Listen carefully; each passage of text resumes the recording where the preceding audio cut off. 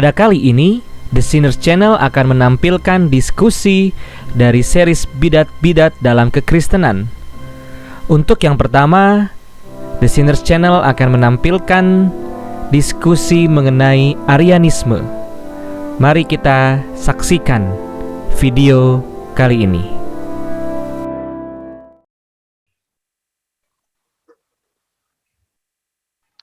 Halo, selamat malam. Bersama saya Ihan Martoyo. Saya mengajar di STT Reform Indonesia di Kemang, Jakarta. Saya bersama beberapa teman-teman, ada Pak Ivan Santoso MDiv dan Pak Chandrahan MTH. Selamat malam Pak Ivan dan Pak Chandra.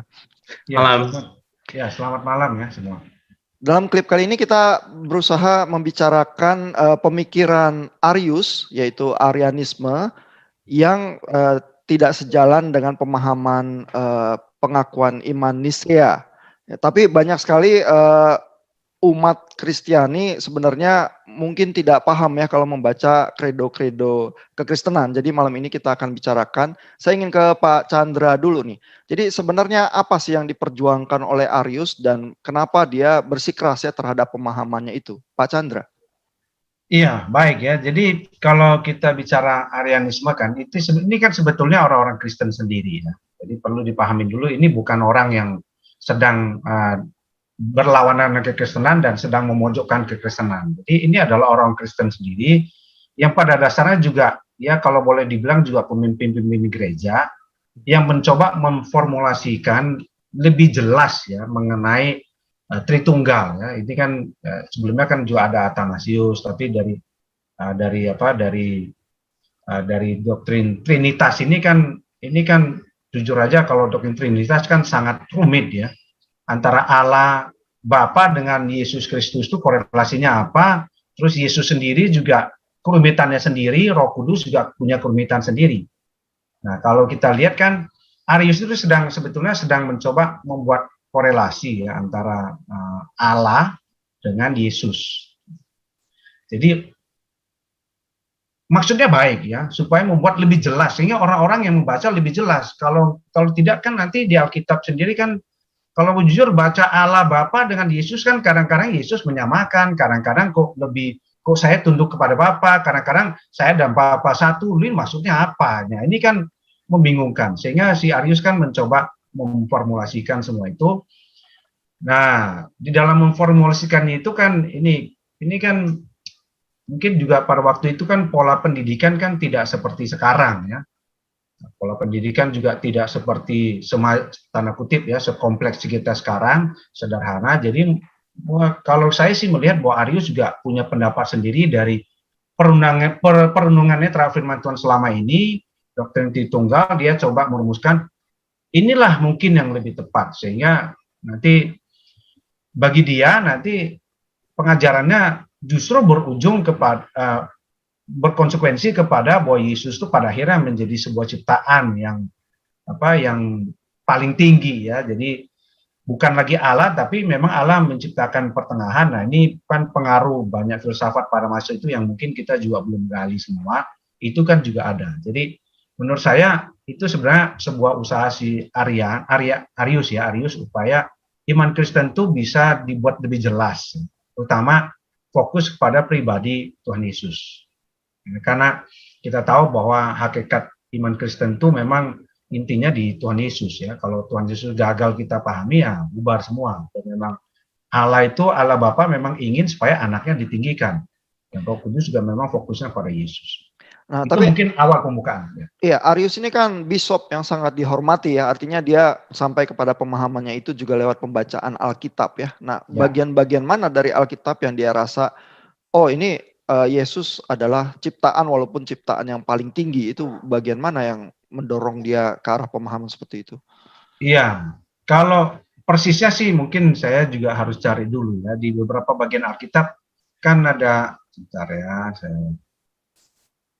coba lihat dulu ya. Dan di beberapa, ya. Atau concernnya dia apa ya sebenarnya ya kalau misalnya tercampur itu ya. Tadi kan Pak Chandra bilang dia mau membuat klarifikasi ya bahwa Yesus ini bukan Allah yang mencipta melainkan juga ciptaan ya. Tapi concernnya Arius itu sebenarnya apa ya? Membuat pemisahan itu. Masih cari-cari ayat nih Pak Chandra. Ini komputernya agak, ini komputer lama ini, jadi kalau klik banyak ini jadi sekarang-kadang suka hang sana sini. Jadi gini ya, kalau kita lihat ya, kalau kita bicara pribadi Tuhan Yesus kan memang sangat kompleks ya. Satu sisi diakui, sebelumnya juga sudah diakui bahwa itu 100% itu Allah, 100% itu manusia. Nah, bagaimana memahami 100% Allah, 100% manusia, bagaimana mungkin ya Allah itu bisa menjadi manusia. Jadi, lalu kalau Allah jadi manusia, lalu bagaimana dipahaminya? Nah, si manusia kan tidak mungkin jadi Allah ya. Lebih mungkin kan Allah turun derajat jadi setengah manusia baru nanti jadi manusia. Jadi ada semacam perantara. Jadi kalau saya lihat sih sebetulnya Arius tuh mencoba menjelaskan dua natur Yesus yang Allah dan manusia itu sebetulnya seperti apa ya, seperti apa persisnya.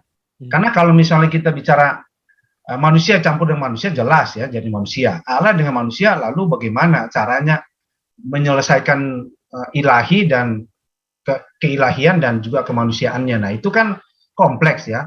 Nah, kalau saya melihat justru Arius itu dari pembacaannya dia justru bisa sampai pada konsep bahwa ini pasti mau nggak mau Yesus itu adalah ciptaan karena dia memasukkan unsur manusia itu mau nggak mau Yesus menjadi sebuah ciptaan.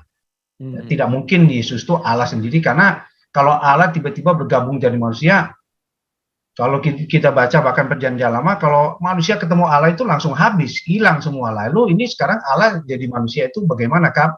Bukankah lebih tepat terjadi itu adalah bahwa manusia akan habis?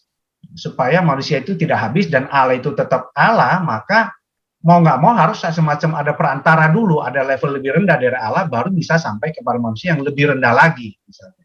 Nah kalau saya sih melihat bahwa hierarki itu nanti mungkin ya, karena kita juga nggak tahu pemikiran Arius persis ya, jadi hierarki itu nanti tidak terhindarkan dalam pemikiran Arius yang akhirnya membuat Yesus itu lebih rendah sedikit dari Allah, tapi lebih tinggi dari manusia. Nah itu menjadi masuk akal sih sebetulnya, kalau secara logika masuk baik ya, tapi belum tentu benar itu maksud.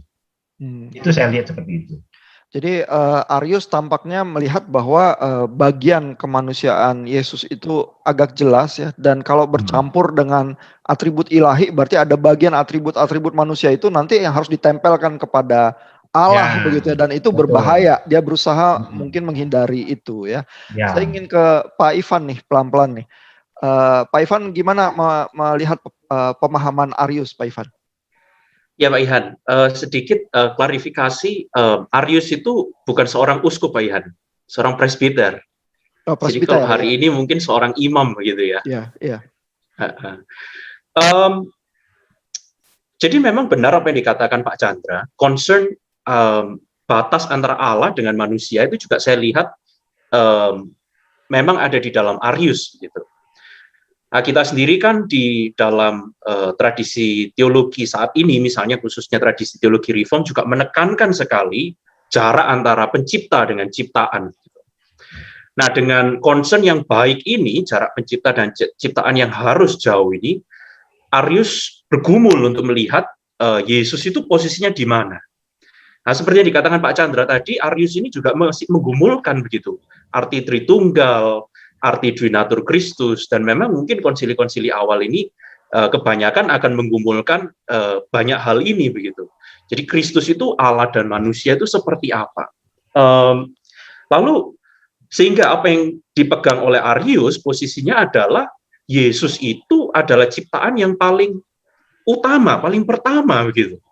Dan ciptaan yang paling tinggi. Bahkan Arius sendiri pun mungkin tidak akan segan untuk mengkategorikan Yesus itu sebagai a God gitu, with small g, Allah dengan A kecil gitu. Nah, cuma di bahasa Indonesia kita jarang pakai Allah dengan A kecil ya. Biasanya kita malah langsung mengganti dengan kata ilah begitu.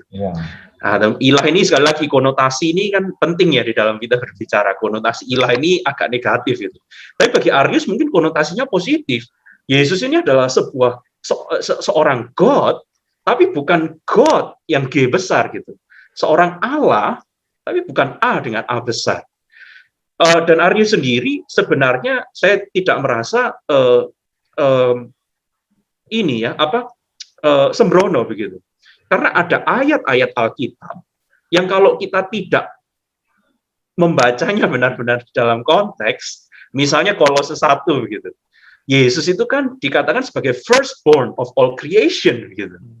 Wah, berarti Yesus ini hanyalah sebuah ciptaan yang pertama dan yang terutama begitu. Nah, ini kira-kira posisi Arius yang saya mengerti begitu, Pak Ihan. Oke, iya. Jadi memang ayat-ayat yang sangat terkenal seperti the only begotten son. Nah, itu juga menjadi bahan bakarnya Arius ya, karena begotten berarti menurut Arius ada permulaan begitu ya, sedangkan Allah yang paling tinggi itu kekal begitu ya. Sehingga ini Allah yang versi lain begitu menurut Arius ya. Tapi benar seperti Pak Ivan bilang, konsepnya baik, ingin memisahkan ya atribut manusia daripada atribut Allah yang memang jauh berbeda begitu ya. Nah, tapi saya masih di Pak Ivan nih. Implikasinya apa ya kalau kita mengimani ajaran Arius? Ini pertanyaan yang sangat baik, Pak Ihan, gitu ya. Karena doktrin-doktrin yang kuno ini sering ditanyakan, apakah ada implikasinya untuk kita hari ini, gitu kan? Nah, posisi Arius ini kalau kita pegang, apakah ada implikasinya bagi kita? Nah, di dalam teologi ortodoksi, O kecil ya, teologi tradisi yang kita pegang, tradisi yang kita percayai, tradisi yang benar gitu lah, ortodoksi ya. Dipercaya bahwa yang bisa menyelamatkan manusia hanyalah seorang manusia. Haruslah seorang manusia, bukan hanya, sorry. Jadi yang bisa menyelamatkan manusia haruslah seorang manusia. Itu jelas, makanya Kristus seorang manusia. Gitu. Tetapi ortodoksi juga dari awal menekankan yang mampu menyelamatkan manusia haruslah Allah itu sendiri begitu. Jadi kalau Yesus ini hanyalah sebuah ciptaan dan bukan Allah A besar atau God yang G besar, apakah Yesus ini mampu untuk menyelamatkan kita? Nah, konsep keselamatan ini saya sadar bermacam-macam, timur, barat mungkin punya penekanan masing-masing. Tetapi ortodoksi selalu ingin menekankan bahwa sang penyelamat itu haruslah Allah dan haruslah sepenuhnya manusia begitu. Jadi dari skema keselamatan apapun, posisi Arius yang menganggap Yesus bukan Allah itu menjadi dipertanyakan kemampuannya untuk menyelamatkan kita.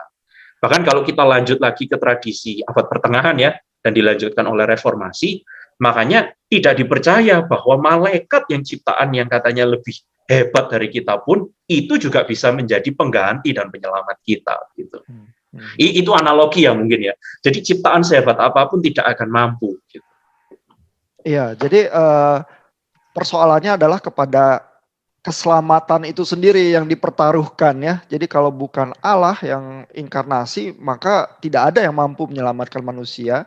Tetapi yang harus diselamatkan itu manusia ya, sehingga Allah itu harus menjadi manusia, sehingga kita kalau bersentuhan dengan sesuatu yang ilahi, kemanusiaan itu ada kesembuhan begitu ya. Nah, saya ingin ke Pak Chandra lagi nih. Kan Arius itu seorang presbiter ya, artinya juga yang membaca Alkitab gitu ya, dan ternyata pembacaan interpretasi itu penuh kerumitannya tersendiri ya. Jadi kalau orang Kristen zaman sekarang mau menghindari pemikiran yang keliru seperti Arius atau yang tidak sejalan dengan pengakuan Nisea begitu, apa yang harus dilakukan? Apakah ada usulannya, Pak? Iya, baik ya. Ini terutama untuk kita ya di Indonesia ya. Saya terus terang saja ini kita katekisasi kan ini kita sangat kurang lah ya. Kalau mau jujur sangat kurang sekali ya. Terutama tidak hanya soal doktrinal ya, terutama tentang pengakuan seorang Kristen itu ya apa sih yang kita akui. Nah, itu sangat kurang sekali. Jadi itu sebabnya ya kalau kita mau jujur ya, kalau kita tidak hati-hati ya, kita berpikir sebebas-bebasnya, saya yakin banyak sekali orang Kristen akan berpikir seperti Arius. Jadi mereka pasti akan terpikir hal seperti itu. Kalau mereka tidak aware dengan kredo-kredo yang sudah ada yang meng-counter Arius itu.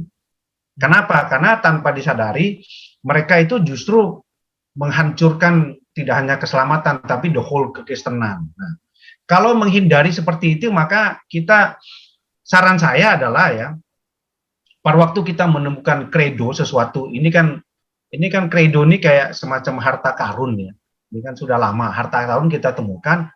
Kita mungkin perlu tahu ya, itu kredo itu ditulis tuh dasarnya apa, sehingga kita tidak seperti orang yang udahlah saya nggak mau tahu, saya cuma mau tahu tipsnya apa sih, pokoknya saya harus pegang apa sih, sementara di belakang ini mungkin saja keliaran berpikir kita justru seperti Arius. Nah, untuk menghindarkan supaya diri kita itu jangan terjebak dalam Arianisme yang membuat justru kita berpikir Kristen tapi sebetulnya kita justru bukan Kristen ya. Justru ini adalah kita orang-orang yang sedang implikasinya melawan kekristenan atau menghancurkan kekristenan, bahkan membuat kita itu salah mengerti dan keselamatan. Maka ada baiknya waktu membaca kredo kita juga mungkin perlu mempelajari musuhnya, tanda kutip ya, musuhnya si kredo itu siapa sebetulnya. Jadi tidak serta-merta hanya saya pokoknya mau pegang kredo, enggak. Kita perlu juga memahami kenapa kredo itu sampai begitu kuat mengatakan hal seperti ini. Nah, musuhnya atau lawannya kredo ini penting juga kita pahami, sehingga kita baru lihat, oh iya ya, kalau cuma emas saja kita nggak tahu, emas kita bandingkan dengan pasir, kita baru tahu, oh ini emas ini. Nah, ini baru benar. Nah, itu baru membuat kita itu bisa memahami bahwa kredo itu sangat bernilai. Kredo itu justru akan membuat pemahaman teologi kita itu justru tepat ya, tidak menjadi aneh-aneh kemana-mana, liar dan seperti yang kita mau saja. Karena kalau tidak hati-hati, kredo itu kan kita bisa tafsirkan sendiri. Nah, setelah Arius itu nanti ada kredo-kredo lain yang kemungkinan besar kita juga terjebak dalam kesalahan yang sama yang sebetulnya tidak perlu. Jadi lawan dari kredo itu perlu kita pahami juga menurut saya. Jadi menggali dari tradisi wisdom yang diwarisi oleh kredo itu ya, dan kalau mungkin diperlukan ya bertanya ya kepada orang-orang di gereja yang mewarisi tradisi yang sama itu gitu ya. Saya ingin pertanyaannya sama ke Pak Ivan, bagaimana menghindari pemikiran yang seperti Arius itu, Pak Ivan? Ya, jadi mungkin kesalahan banyak orang Protestan pada abad 20 dan 21 ini adalah merasa bahwa dapat membaca Alkitab itu sendirian begitu.